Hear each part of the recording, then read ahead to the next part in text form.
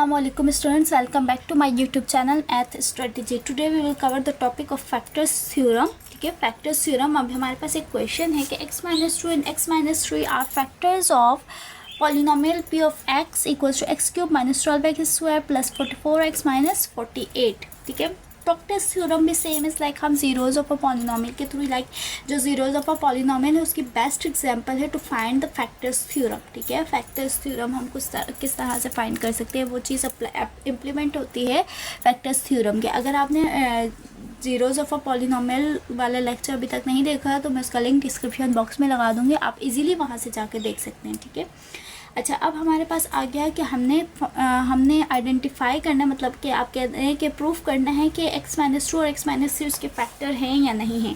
सो सबसे पहले हम क्या करते हैं कि आपको पता है कि अगर हमारे पास कोई इस तरह से ये क्या है, लीनियर पॉलिनोमियल है, मतलब linear equation expression x minus 2 और x माइनस 3, तो हम क्या करेंगे, x माइनस 2 को भी बराबर ले लेंगे किसके, ज़ीरो के, और x माइनस 3 को भी बराबर ले लेंगे किसके, ज़ीरो के, क्योंकि हमें पता है कि हम जब p of x equals to लेते हैं तो हम उसको बराबर ले लेते हैं ज़ीरो के कि x की वैल्यू फाइंड करने के लिए.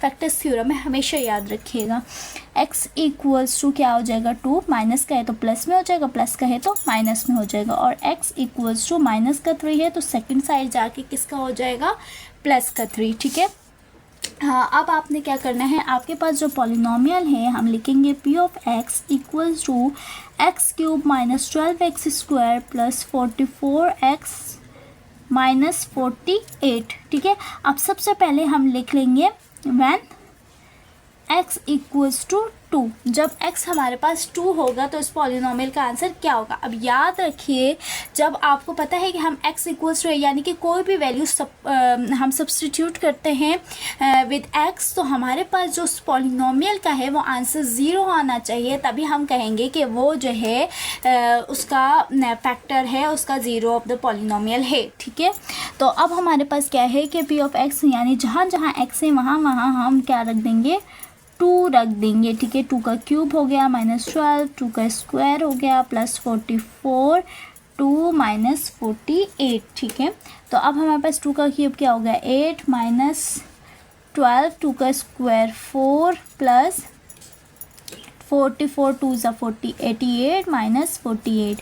अब हमारे पास हो गया 8 माइनस 12, 4 ज़ा 48 प्लस 88 माइनस 48.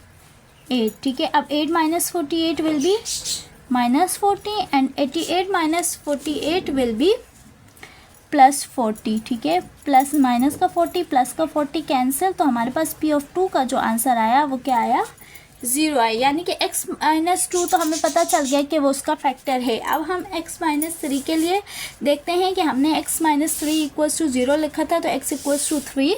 अब हमारे पास क्या है कि जहाँ जहाँ हम लिखते हैं व्हेन x इक्वल्स टू 3, तो जहाँ जहाँ x है पॉलिनोमियल में वहाँ वहाँ हम क्या पुट कर देंगे, 3. तो p of x equals to 3, 3 का क्यूब माइनस 12, 3 का स्क्वायर प्लस 44, 3 माइनस 48. ठीक है, तो हमारे पास क्या हो गया, 3 का क्यूब हो गया 27 माइनस 3 का स्क्वायर क्या होगा, 9, 9 12 ज़ा 108, 44, 3 ज़ा 132 माइनस 48. अब हमने किया, इसको जब सॉल्व किया तो हमारे पास आया 27 minus 108 will be minus 81 and this one will be plus 84. अब हमने क्या किया, plus minus minus 84 minus 81 will be plus 3. तो p ऑफ 3 का आंसर क्या आया, एक नंबर आया रादर देन ज़ीरो. ठीक है, तो हम कहेंगे कि x minus 3 is not a factor of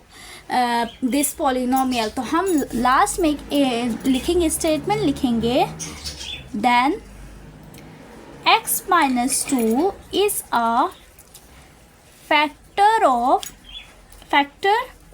but x minus 3 is not a factor of p of x. यानी जो आप कह लें कि आपका जो x माइनस 2 है वो is a factor of p of x, but x minus 3 is not a factor of p of x and it is our answer. ठीक है, तो क्लास आपको इस तरह से भी क्वेश्चन दिया जा सकता है कि आपके पास इस तरह से दो फैक्टर्स दे दिए जाए और आपसे पूछा जाए कि क्या वो उसके फैक्टर है। तो हमने सिंपली क्या किया, x-2 और x-3 को लिया और उसको बराबर कर दिया हमने 0 के, कि वहाँ से हमें x की दो वैल्यूज़, आपको पता है ना जीरोज ऑफ अ पॉलिनोमियल में हम क्या करते हैं कि इसको हम 0 के बराबर लिख लेते हैं, ठीक है। तो फिर उसके बाद हमने क्या किया, x = 2 पुट किया और वहाँ से हमारे पास p of 2 की वैल्यू आई और फिर हमने p of 3 की। तो ये भी अगर हमारे पास 0 आ जाता तो हम कहते हैं कि x-2 और x-3 both are factors of this polynomial.